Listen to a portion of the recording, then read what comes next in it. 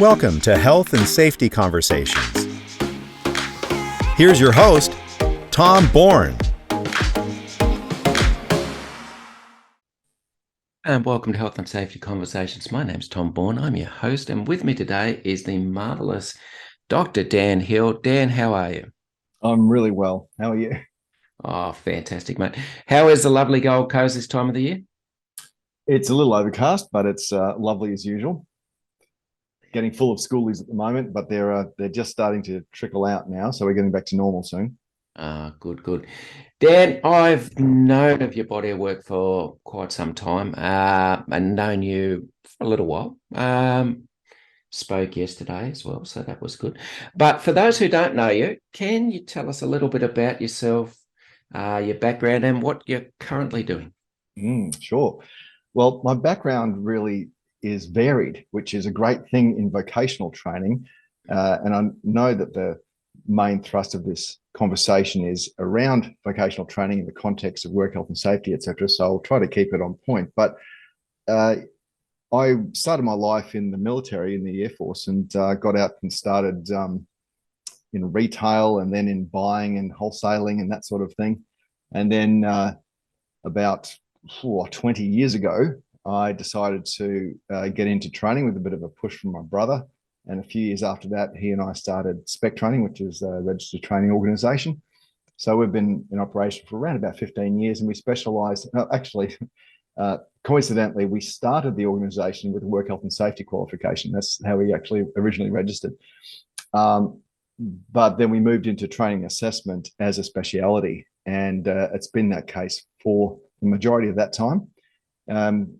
Probably the points of note are that we saw there was a big gap in the market for learning resources around training and assessment, specifically some sort of text. And so we approached an international publisher, McGraw-Hill, and we wrote the first textbook for vocational education and training in Australia back in 2010. And we're up to our third edition now. So when you ask me what I'm doing now, I'm feverishly finishing off the final bits and pieces of the chapters to submit to the publisher to get the new resource out as soon as possible.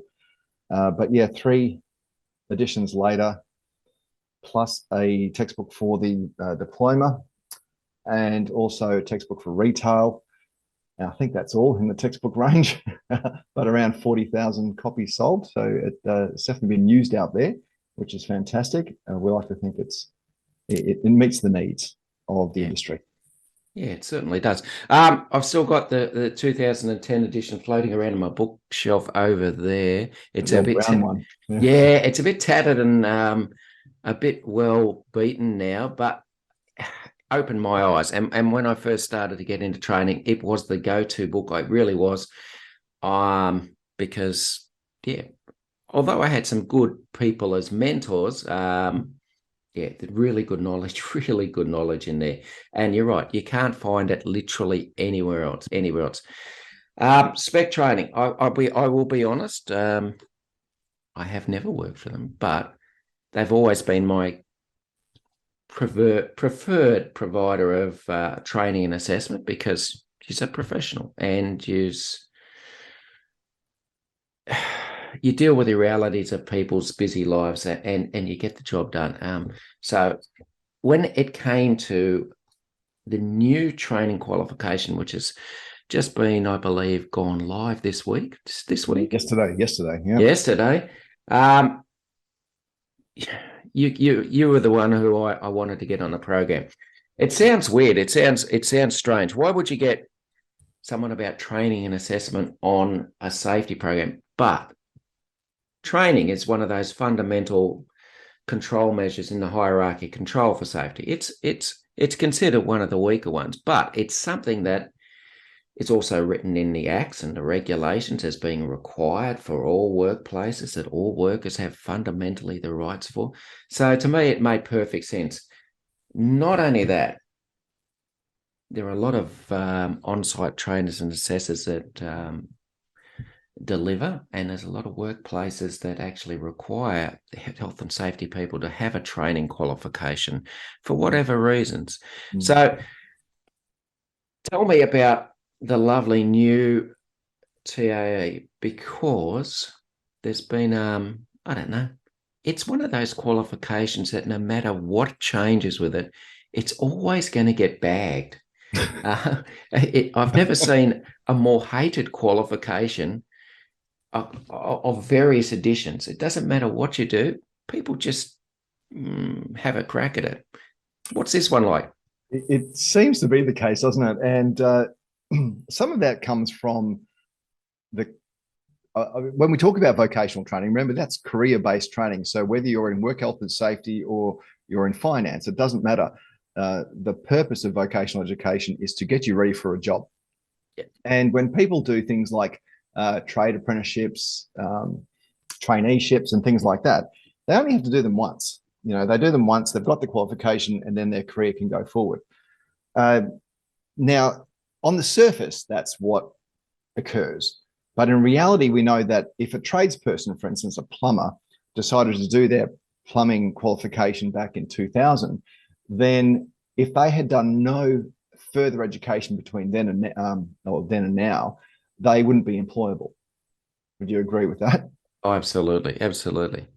So with the TAE, unfortunately, it comes across as mandatory upgrades as opposed to professional development, and so people, get their backup, I guess, to the idea of being told to do something as opposed to do it voluntarily, which under the regulations they have to anyway. They have to keep their currency anyway. So that whole mandatory must do an upgrade thing is what's annoyed people in the past. But this new one, Tom, I think you'd be very happy. There is no mandatory requirement to upgrade to. It was a part of the design feature that the Industry Reference Committee agreed on before they really even started. They said that, we're not going to be making people upgrade.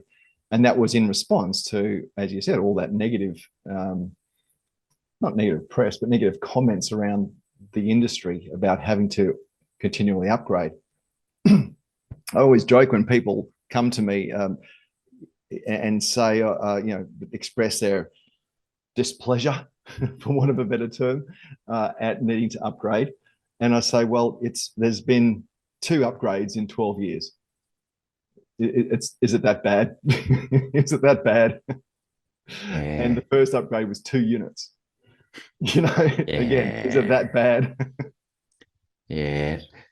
Look, you're right. I always use the example of a mechanic who studied or did their apprenticeship 20 years ago is usually not working on the same sort of cars today what they were back then. So perhaps, your knowledge has to actually improve, and you have to increase, I don't know, the changes that actually are mirrored in society should be mirrored in the way we actually deliver and assess people's competency. So, yeah, it is important. I come across sometimes as I used to call myself a unicorn that I taught TAE and health and safety, and there's not a lot of people who take that challenge on because they're considered to be the 2 most boring subjects in the world. But I don't think unicorns. I did an adequate job at TAE. I don't think I ever set the world on fire. But look, to me, it's the fundamental qualification, because if we produce bad trainers and assessors, they go out into every single industry. And then they deliver poor training across every single industry. And we get a whole generation of lousy trainers. And let's be honest, Dan, how many lousy trainers have you seen? Too many. Yeah. We really concentrate now, as much as we concentrate on quality outcomes for our trainees. A learner, for want of a better term, again, a learner has to actually want to learn. They have to want to do the work to be whatever they're training in. And because it's a mandatory qualification for on-site assessors, even people doing verifications of competency on site, it becomes this mandatory qualification, even if it's just a skill set, and we'll talk about that later if you like. They do it because they have to, a bit like work health and safety. We do it because we have to. It's only those who actually listen, understand, take in what they're hearing and integrate it with what they already know, and then take that to a workplace, that would be the sort of person I'd want to work next to. So when you say, are there bad trainers out there? Hell yeah. Well, you didn't ask that, but yeah, that was the inference. Yeah. And it's the same in every single workplace for every single trade, every single skill. So yeah, if the person comes to a training assessment qualification thinking, I'm going to learn to do this so that when I go back to site or when I go back to wherever I'm working and I need to train others, I'm going to do it in a way that is compliant, meets the standards, but also I demonstrate my passion in it. I want to do this. I want to pass my skills on to somebody else so that they can do a better job. Yeah, key word there. I was hoping you'd come across it there. It was passion. God, I really strongly believe that unless you're passionate about doing anything, whether it's training, assessing, delivering safety talks, I don't know, you shouldn't be doing it unless you can inspire people about the topic that you're either training or talking about or anything like that. Perhaps you need to review whether you really should be in that position, because I don't know. I've seen so many boring ass safety talks and safety discussions where it's obvious the person themselves is bored with what they're saying, or they don't believe it, and it's just like, dude, no one is taking it in. Everyone's looking at their phone and scrolling and doing whatever else, having a chat. You've lost them. You've lost them straight from the word go, because if you're not passionate about it, why do you do it? I used to have on presentation days in the LTA. I used to go with a mantra, and I hype up the students a little bit because I believe in emotion. It's an important part of training, and say no more boring training, no more boring training, no more boring trainers, because what's the point of delivering something if no one's listening? It annoys me. All right. I'll just cut in there for a second, because we just came out last month. Mark Miles and myself delivered a couple of days worth of professional development training to around 80 trainers in the mining sector. Yep. So across construction and mining. And a lot of what they train in, as you can imagine, that verification of competency stuff, that, I've got to do this every 5 years kind of stuff. Yep. And we just asked them, who starts their session, or who has ever heard someone start a session with words to the effect of, look, I know we got to do this today. Let's just get through it. Oh, yeah. Yes. And we challenged them by saying, come out with something. I heard something, different is better than better. I heard that saying the other day, different is better than better. Come out with something that is just different. Say, this morning we're going to do something you've never done before. Yep. And they say, oh yeah, but we've done this work health and safety training before. Not with me, you haven't. What we're going to cover today is going to give you insights that are going to make you safer on the work site, or are going to make you a better operator. Whatever you set that. I love what you said before. That passion that comes through from the moment you start is so critical. And I think it sunk in to some of those trainers. We've known them for many years in a lot of cases, and we've seen them grow. They're doing their diplomas or things like this. So I've seen them grow. And others were new there, and obviously the new one sat back with her arms folded and looking at the ceiling thinking, oh, what's this guy got to tell me? But I hope it started to sink in, because passion's everything. Oh yeah, it just is. If you're struggling to get out of bed to deliver a message to people, go back to bed. That's my opinion, because absolutely, it's something fundamental. If you inspire people, you see that light bulb go on. This as well as I do. You see the light bulb go on, and they finally get it and start independently thinking about something, and that's what you live for when you deliver any sort of training. All right, you talked about verification of competency. It happens a lot, particularly on heavy industrial sites, and it's usually someone comes with a ticket for a piece of plant or equipment, and they come on site, but for whatever reasons, and there is a very good reasons, the organisation basically says, yes, but you haven't used our piece of plant on our site with the hazards and risks around. So we're going to basically see if you can do what your piece of paper or your resume or whatever says. Okay, how important is it for those who are assessing someone's competence that they actually know how to set up proper assessments where they can actually record against something, a measurable output, rather than, yeah, I reckon it's okay, and before signing them off as competent? To say, how important is it? It's vitally important. We measure against benchmarks. That's how someone proves they're competent or not.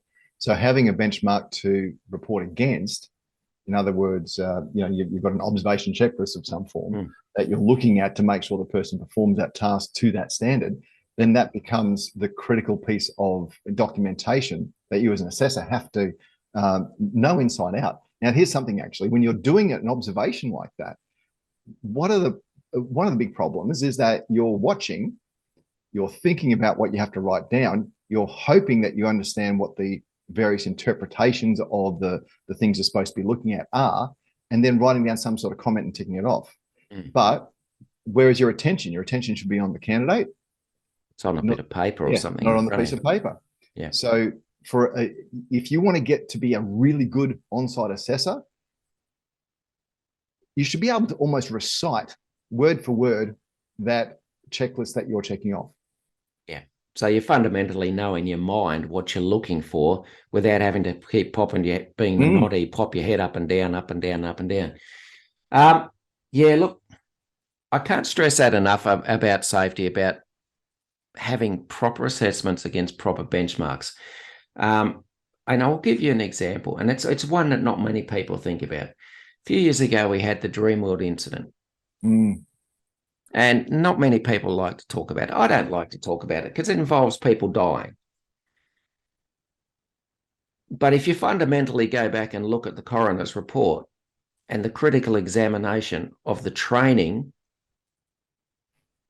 that was and the assessing of the people who were put in charge of these rides, which have heavy equipment by any nature, it was fundamentally flawed, and there was no systematic assessment against benchmarks. It was a personal opinion without anything being ticked off formally. And yeah, these are the things that cost people's lives.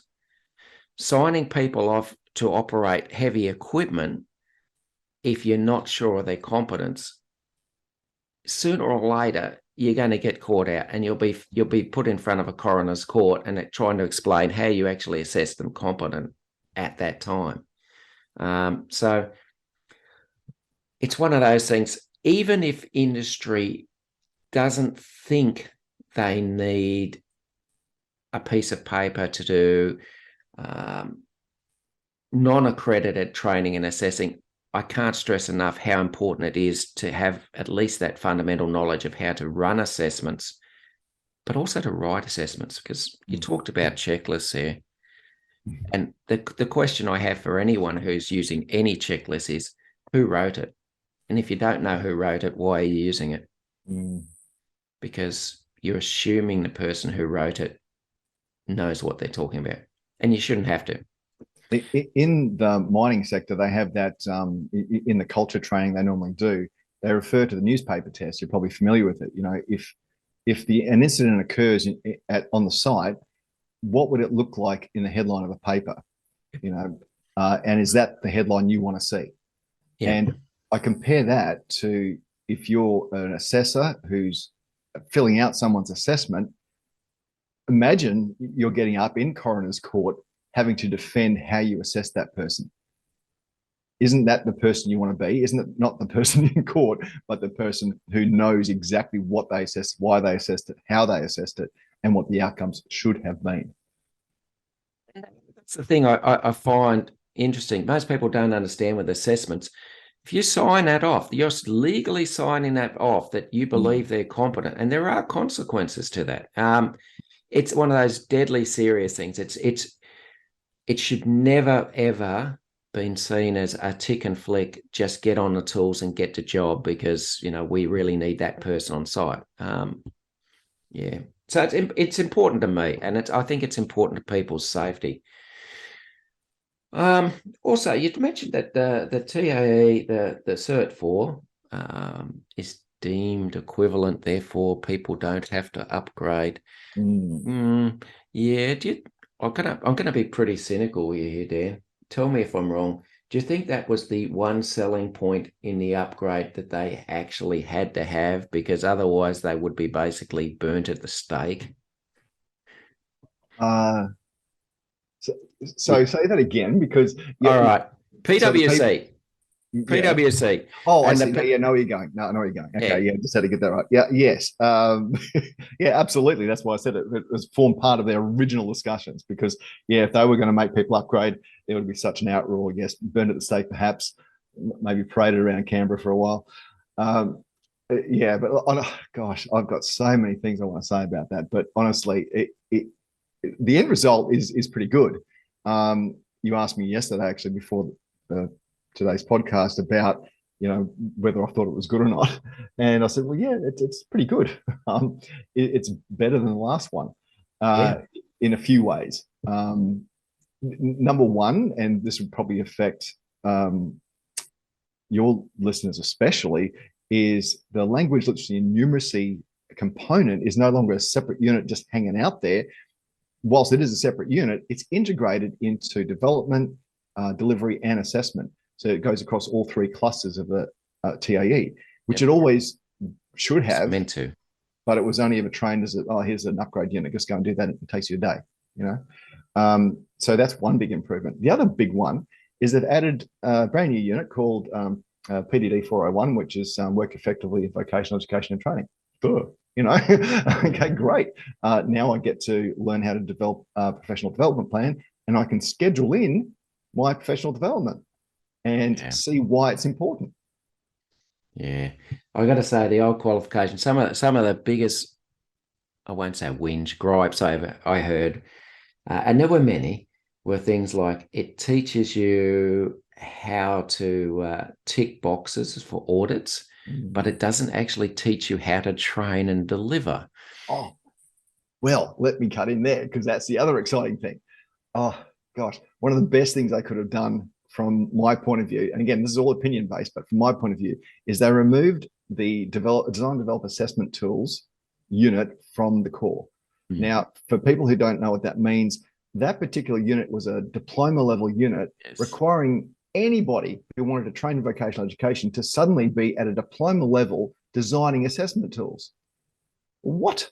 Okay, so we swallowed that for the last few years and trained it, got people across the line with, I think, a really interesting clustered assessment.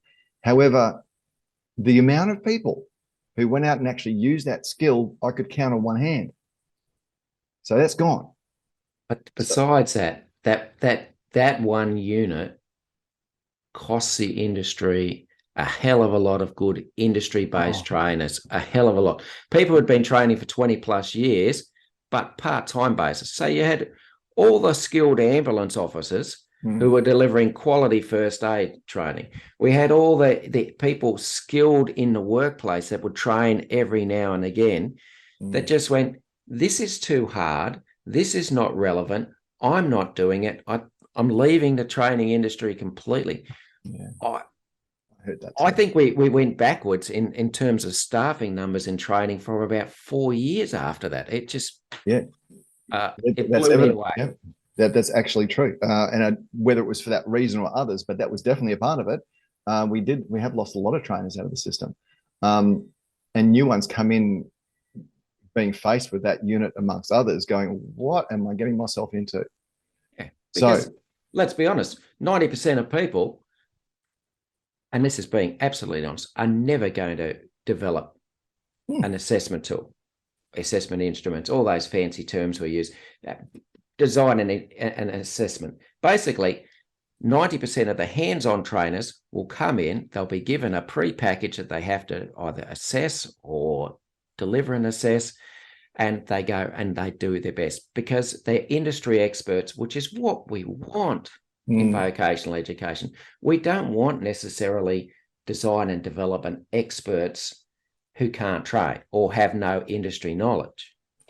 And we just talked about how important passion is in training. You're not going to train someone how to be passionate if you're only covering it for a 15th of the course and the rest is all about assessment and design. But so just to go back to what you were saying about, what the makeup is, and we just want to be trainers. This is one of the other exciting parts. Not only have they gotten rid of that unit, but they also got rid of the assessment planning unit. So we're down to just 3 assessment units now, only 2 of which are core. Okay. I think it's 2 that are core. I might be wrong there. It might be 3 that are core. Yeah, there are 3 that are core. One of them is online assessment, so that's kind of a bit out there. But the other 2 is validations and assessing competence. Right, that's it. And that's all we need. That's all we need as vocational trainers and assessors, is know how to assess and participate in validation moderation. Cool, done. Don't confuse it anymore. Thank you very much. And if I'm doing online assessment, teach me how to do that better as well. Yeah, and that's it. But what that gives us is more scope to include more of the delivery units as electives, and that's what we've done. And I think that's what we've done a couple of workshops with skills groups, and we've found that that's more or less what everyone's choosing as their selected electives. They're going hard on the facilitation units and mentoring even, which I've always loved. So these are great units to include in there. So we can literally spend more time teaching people how to train. Good. That's what I want to hear, because there's not many people who go into training and say, I want to spend 80% of my time assessing.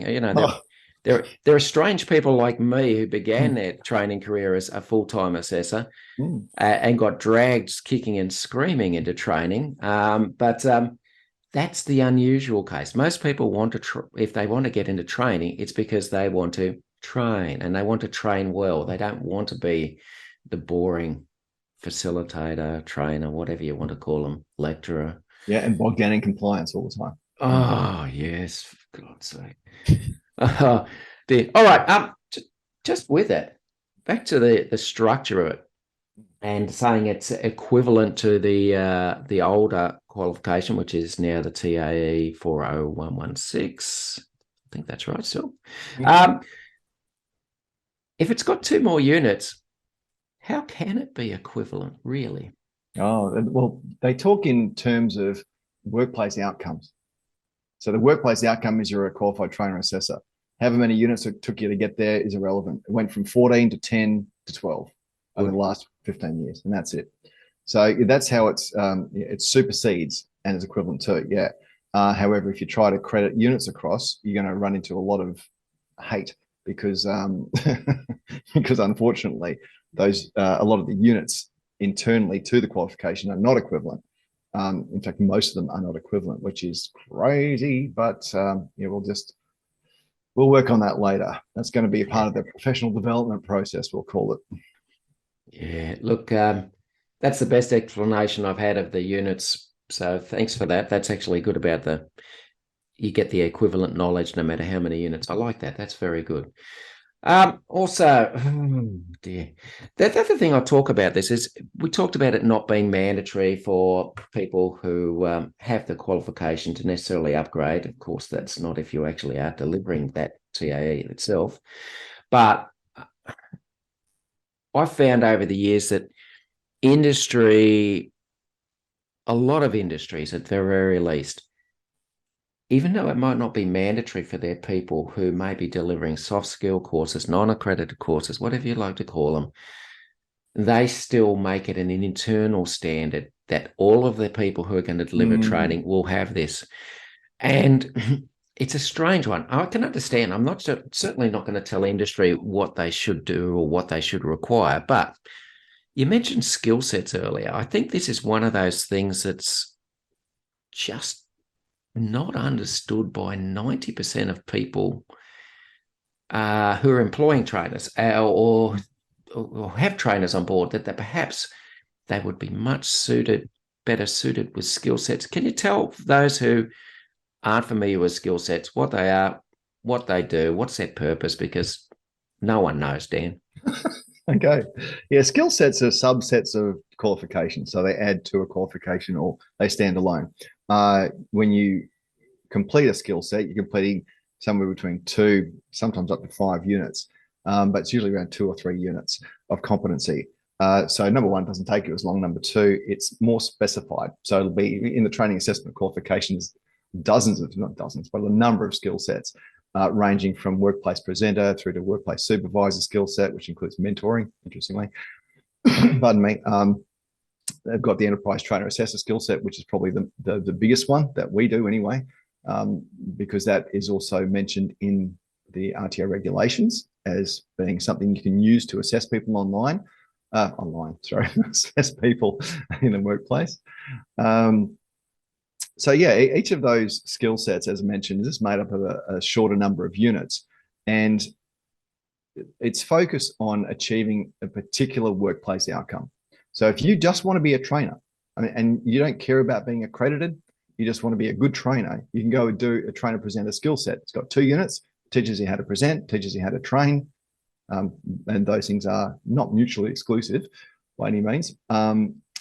And you walk away with a skill set, piece of paper that's nationally recognized that says, yes, I know how to train. You can take that along to an organization and they can say, well, good, glad you know how to train, because we want you to get out there and do some non-accredited training for our people. Good. And that's all you need.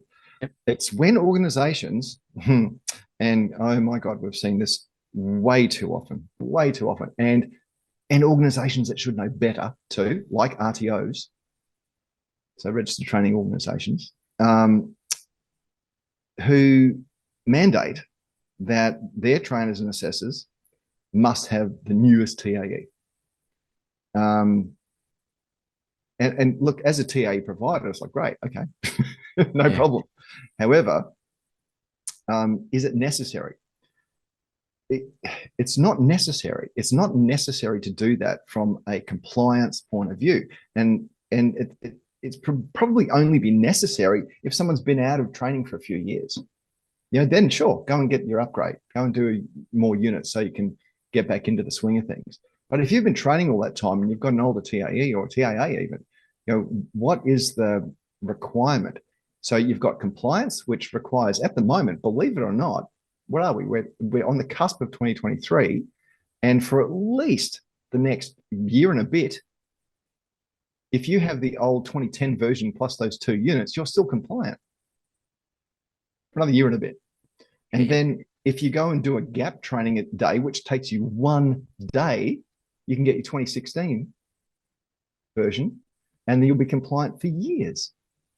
Because what they're saying with the new standards is they're going to make the 16 the baseline. The 22 is a successor, so that's fine. You can leave that in there if you want it. And that'll be it. So get your 16 if you haven't got it already, because it's only a day of training, it's gap training. And that's if you've got the other 2 units, by the way. If you don't, then it might be up to 3 days, but still 3 days training. Yep. And then you get your 16, you're away, you meet all the compliance standards for the next or the foreseeable future, at least the next 5 years, in my estimate. And then if you want to do the professional development, great. Go and do your online trainer assessor skill set. Go and do your PDD unit separately. Great, do them. And then just by doing them over time, you'll end up with your 22. So if anything happens in another 5 or 6 years, you'll be up to date. Is it simple, isn't it, Tom? Yeah, it is. Look, the reason skill sets have always been a bugbear for me, because, as I said, industry just either doesn't know about them or doesn't know enough about them. And I'll give you an example. This is a true example.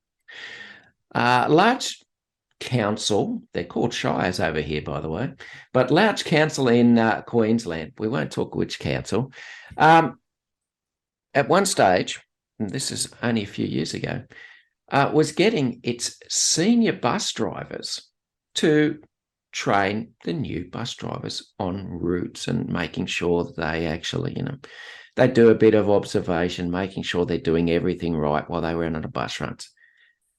But they were making all their senior bus drivers go and get a TAE. And quite surprisingly, I think you'll find that 80% of them never finished the qualification. I mean, that's just crazy stuff. I mean, why would you do it? I don't understand. We talk about personal protective equipment on sites, and that has to be fit for purpose. Surely the training of your people who either deliver or assess competence or whatever, if soft skills or for credit, surely you should look a bit deeper than just saying they just need a training qualification and make their education, I don't know, fit for purpose. Oh, how dare you, Tom? And save money too. A lot of money, a lot of time, huge amount of frustration. Yeah, huge amounts of frustration, heartache, resignations. Yeah, exactly. It's just, it comes down, and I think that's kind of where I was going with that talk about, people who should know better, is that it's only one or two people in an organization that make that choice. They're usually in an HR or training department, and they've got their TAE, and they go, everyone else should have this. Yeah, exactly. That's exactly it. And like I've consulted with many large organizations who ask me, what should they give their trainers? And I'll start with the lowest. I'll start with, well, what are they doing? Well, they're training this, they're doing that, or they're just assessing over here. Okay, well, look at the assessor skill sets. 3 units, get that done. They'll learn how to assess to standards, get that done. Oh, but shouldn't they get the TAE? I'll ask why. Why do they need it? And they can't answer it. Oh, it looks better on the resume. Oh, it makes us seem more compliant from the top down. Okay. And things I probably should say more often is, have you thought about the risk to your staff leaving, your retention? Yes. The costs. Have you thought about any of that? Because this is a decision you're about to make that will have a huge impact on all those things. Yeah. Don't be silly about it. I'll give you another example. Based in a lovely city there at one stage, and we had a large waste removal company several stories above us in a building. Yeah, I don't know who.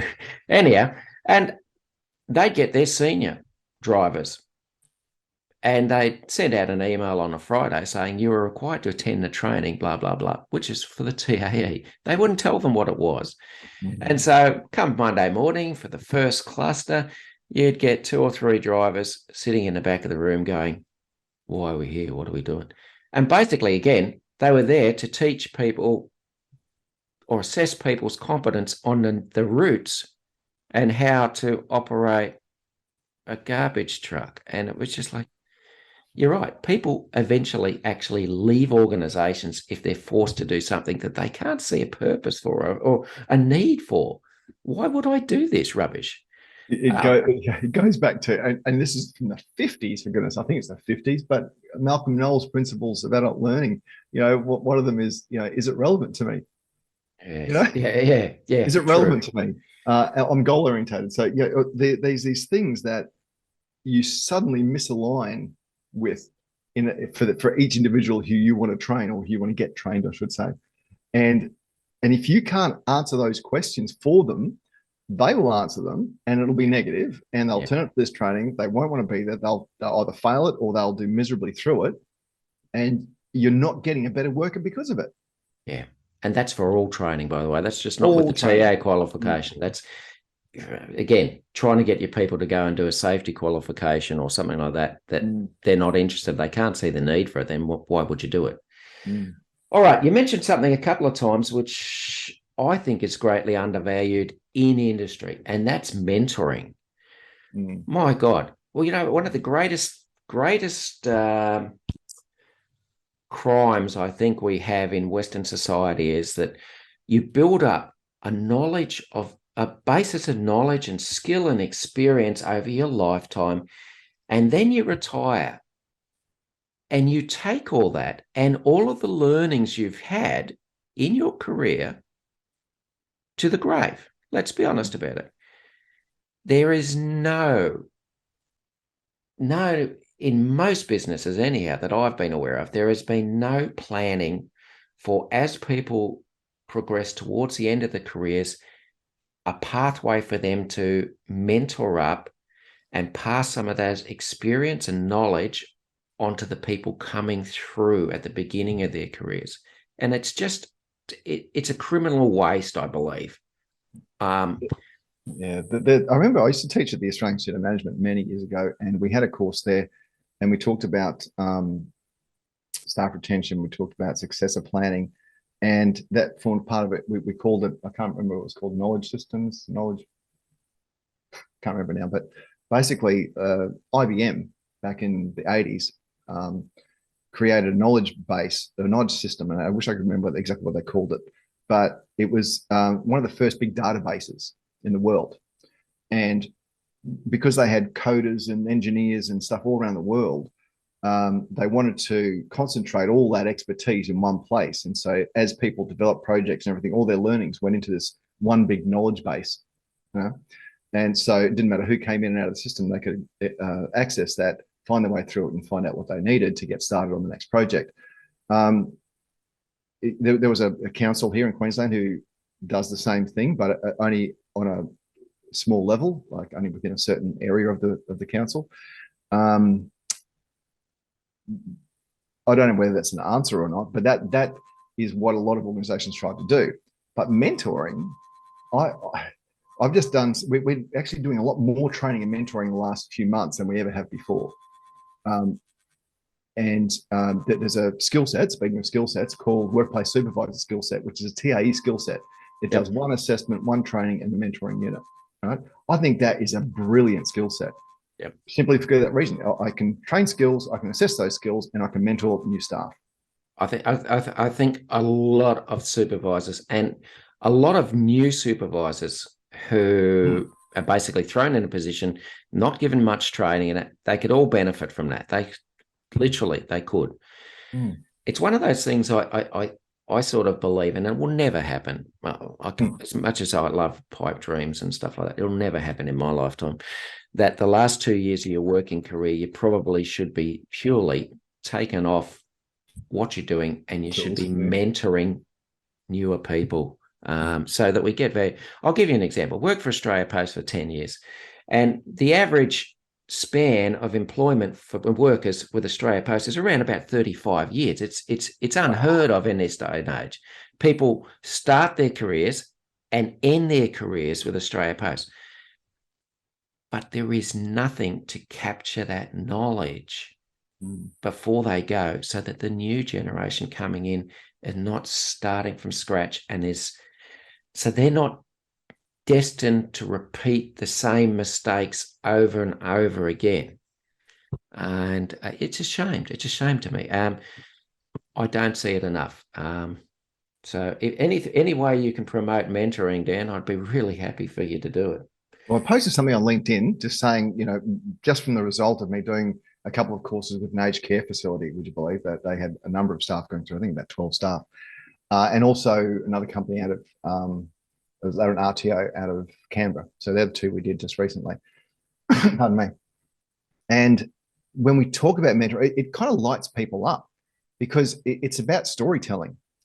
People love sitting in a room telling war stories, and what better way to promote that than to formalize it in a mentor relationship, where you get someone to tell you all those war stories, and you can see how that's going to impact you.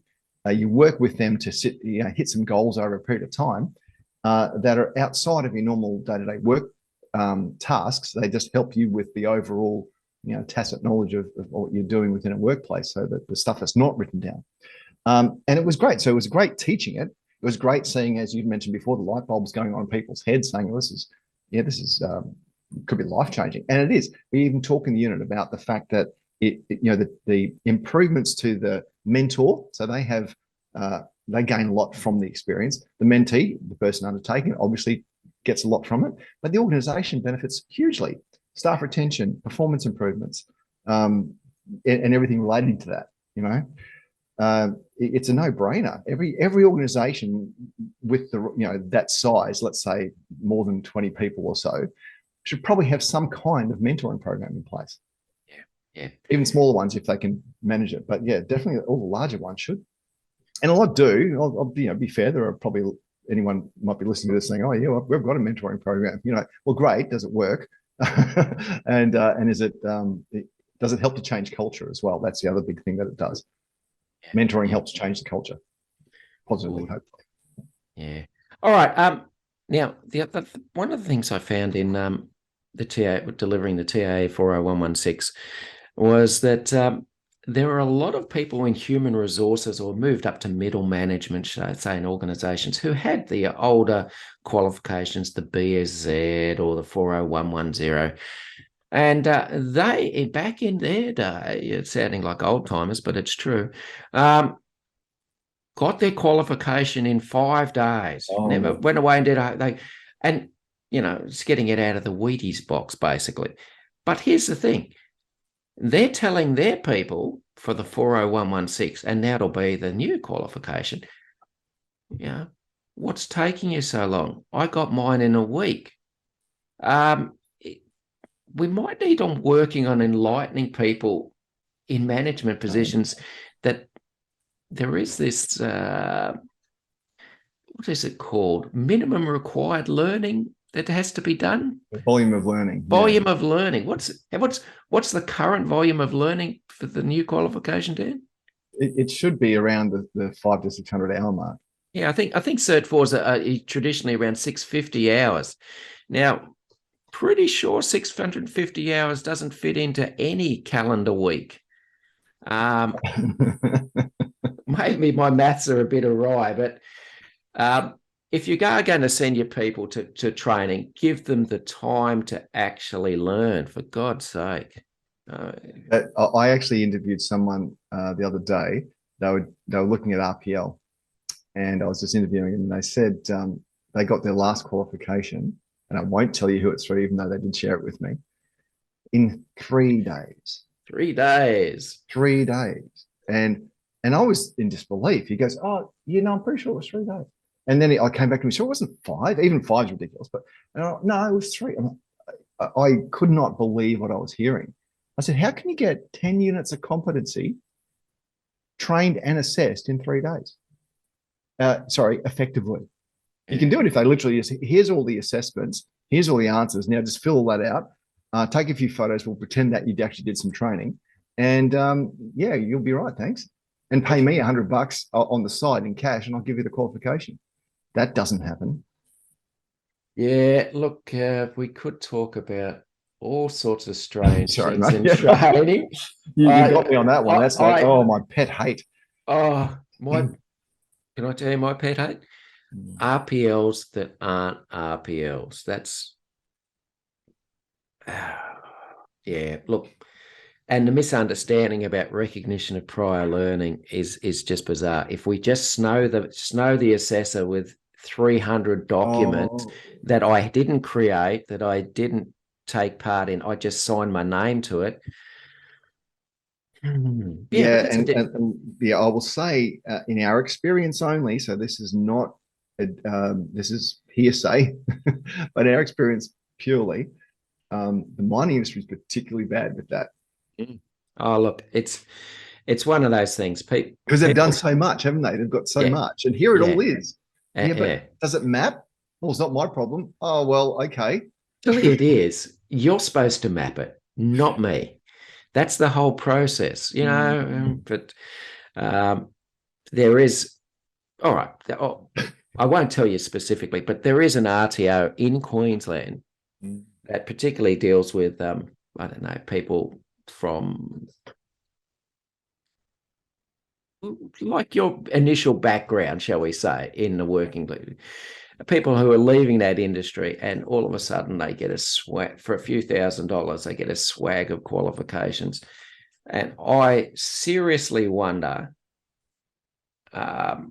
having people who have qualifications who have not got the knowledge and skills to do that, I seriously think that we're putting people's lives in jeopardy. And it's not just degrading or devaluing the qualification for everyone who's done the work.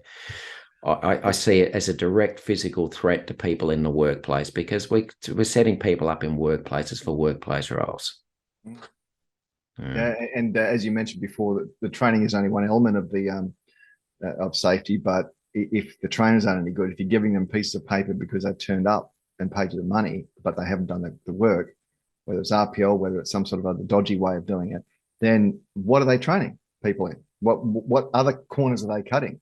It's another great mindset thing. You know, the standard you walk past is the standard you accept. It's true. It's true. Oh, it becomes the new standard. Let's be honest about it. That's becomes, if we all hear the story about we got this qualification this way and I didn't have to do any work. Well, that's the new standard for that qualification. Yeah. And the things, TAE has been devalued monstrously over the last 10 years. Yeah. You know, there's a large organization, one in which I actually mentioned since we've been talking, but I'm not going to raise them again, has been offering a TAE for $1,000. Right? Yep. Now, $1,000, okay, 10 days training, so paying $100 a day for your training. Pardon me. Okay, it's possible. All right. So if you need to contact someone, how much of their time are they going to allow you to use to talk them through anything, to provide feedback? Because time's money, right? They can't. So that's what I don't get. By devaluing qualifications like that, to be honest, a Cert 4 in training assessment should be 10 grand. Should be $10,000. For $10,000, a person would get one-on-one immaculate treatment because the training organization could afford to do it. Mm-hmm. You know, if you charge $1,000 or less, let's face it, there's been people out there who do it less than that, then you're going to get what you pay for. You're going to maybe get through once during your qualification to someone overseas who might be able to give you a couple of moments of their time. Yeah. You know, so Yeah. it does frustrate me. I know we can never charge that for the TAE, not never. I don't think we can ever charge that for the TAE. But it doesn't help when in a competitive environment, we've got people who are willing to live on very small margins. And by the way, that means paying their trainers very little. So they get lower grade trainers. They have less support infrastructure to assist students. Everything goes online. And before you know it, you know, it's cookie cutter approach, and you're pumping out trainers who, as you said before, could endanger lives. And they're just crap, let's be honest. So, oh yeah. All right, couple of quick questions because I've taken enough of your time, even though it's gone pretty quick. All right, number one, new qualification coming in. What's it looking like in length of time so that managers have a realistic idea of how long it's going to take their people to get through the new qualification if they send them? Yeah, it's 10 days of workplace time. Mm-hmm. Anything additional to that would be gathering evidence, but 10 days of workplace time, usually spaced out over 3 months. Good. I like it. I like the way you said space out over 3 months, just so we can get some realistic expectations for industry. All right.